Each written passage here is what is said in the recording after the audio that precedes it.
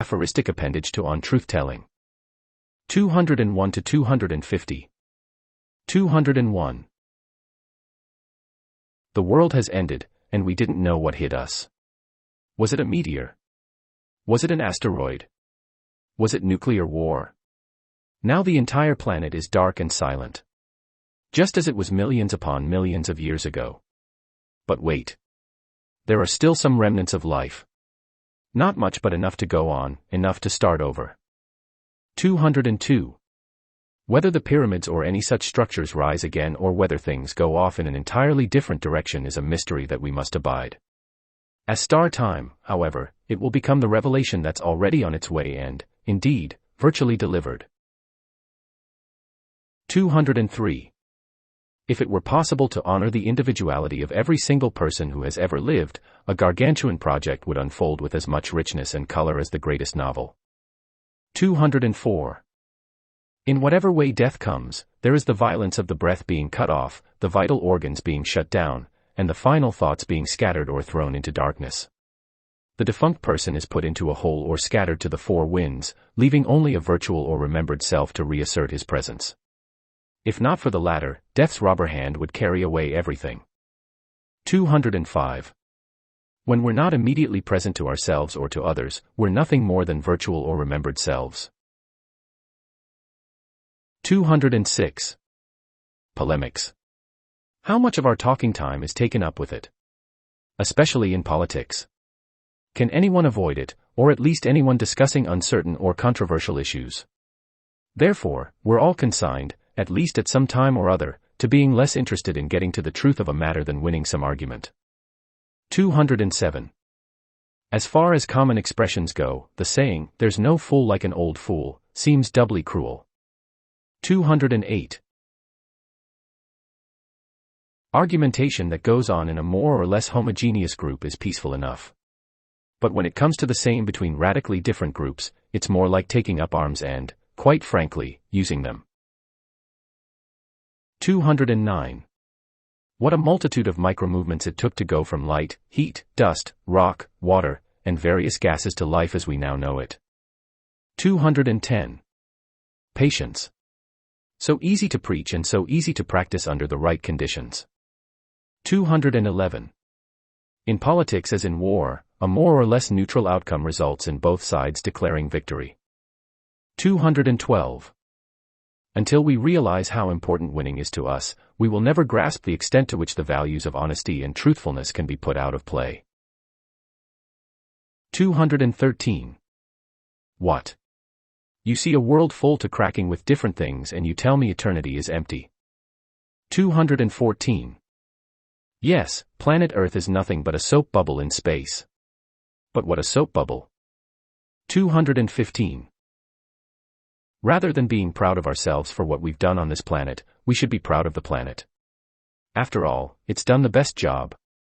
216. Without suffering, there would be no thinking. Without thinking, there would be a lot less suffering. 217. A lot of things done nowadays that could be put down to bad taste or bad judgment are stigmatized. Diverse interests, be they in the name of greater justice or in the name of disseminating information, converge in a sort of calculated, socially approved calumny. Whether the latter is aimed at the individual or at the collectivity, a moral high ground is assumed that, whatever its merits, cannot be fully realized without a power struggle. In short, any thought of doing away with victimization, with forcing some people to go down so that others may go up, is an illusion. 218. A. If I had to reveal all aspects of my sexual life, I'd be deeply ashamed. B. Why? A. Simply because there are so many aspects. Do I have to go into it any further? 219. In a certain sense, human sexuality is open to everything. In another sense, open sexuality is dynamite. Taken together, these two senses imply practices that society has sometimes tolerated in the shade and sometimes punished with utmost severity. 220. Two things an aphorism has going for it is its desire neither to exaggerate nor to avoid what can be said. Or, more precisely, not to exaggerate what others exaggerate and not to avoid what others avoid. 221.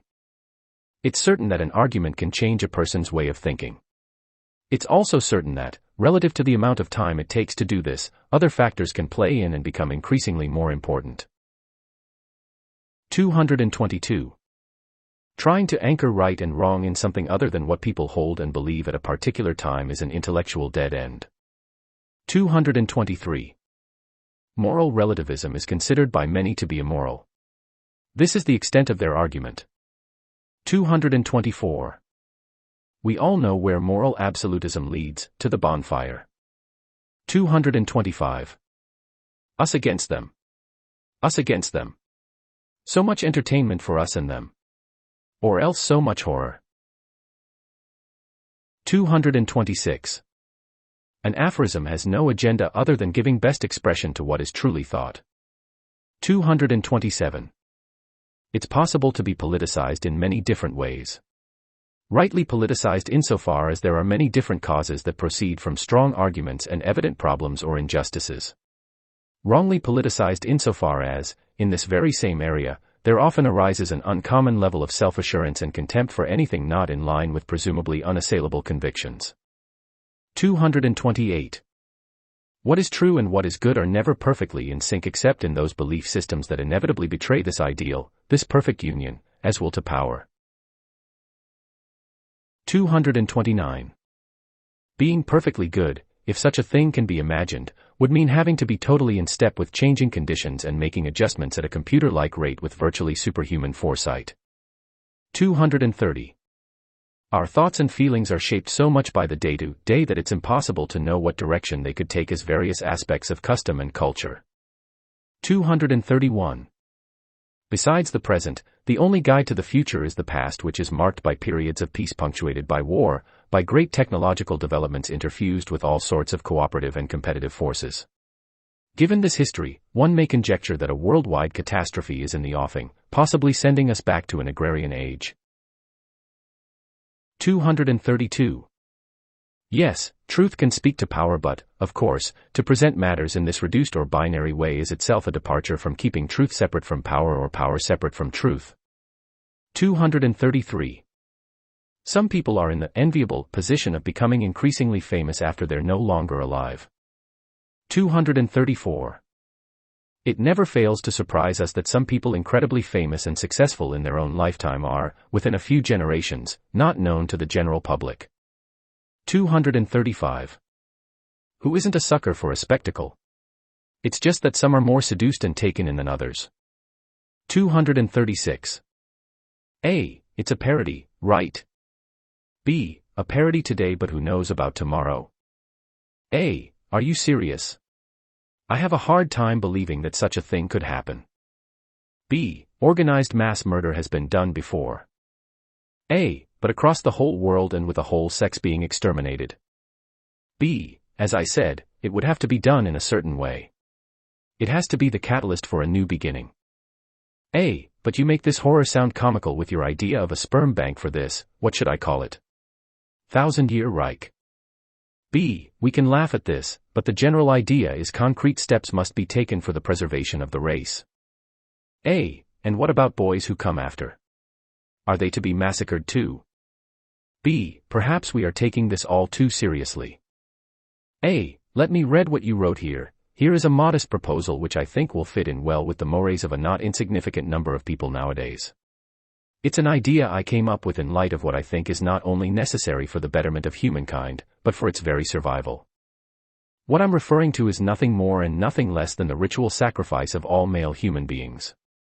Admittedly, this would be a colossal undertaking of which the logistics appear to be insurmountable. This proposal is therefore modest in the sense that I don't know how it would be carried out. The details elude me, but the grand plan comes before my eyes in almost religious terms. In order to wipe the slate clean and start things afresh, in order to save the world from that half of humanity that most threatens it, there must be the sacrifice of half the human race which, however necessary, however well motivated, however humanely carried out, could still be viewed as a crime. But let me quickly add that this criminal act, however holy and blessed, is necessary for bringing into being a long process of expiation and atonement that will power the mythos and morality for the next 1,000 years.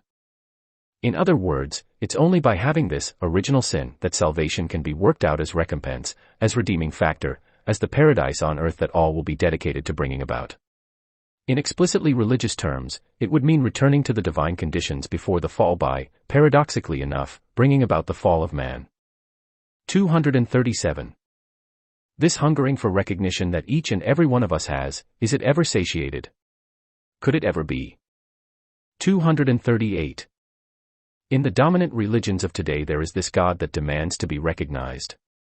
Imagine, an all-powerful being presumably upset by a lack of attention.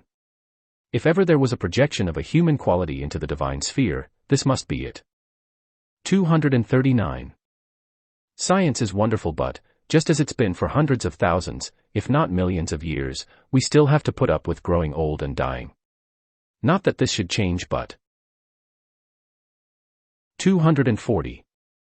Perhaps the stars talk to one another, but if their talk exceeds ours as much as our talk exceeds the ticking of a clock or the beating of a metronome, what would we know about it? 241. Each of us is married to the moment which, throughout life, is an indissoluble union. Past, present, and future are always packed into it, in miniature, so to speak, so that it takes in all relationships, be they dead and gone or alive and present. It even takes in the reconciliation, or reunion, we look for at the end. Whether the latter is practical or not, whether it can be realized in this world or not, it speaks of our ongoing desire to love and to be loved. 242. Once one realizes how dependent most people's thinking is on what others think in the group or society to which they belong, it becomes difficult to believe that their stances on various matters are based on timeless principles. 243. If everything was light and frivolous, childhood would be a condition persisting throughout life and not just one that can make a return at the end. 244. One invents a word like microaggression, freely uses it against others, and never gives a thought that this itself is an illustration of the phenomenon in question. 245. Having pessimistic thoughts about things in general is not the same as having them on a personal level. The first can usually be tolerated no matter how many years go by.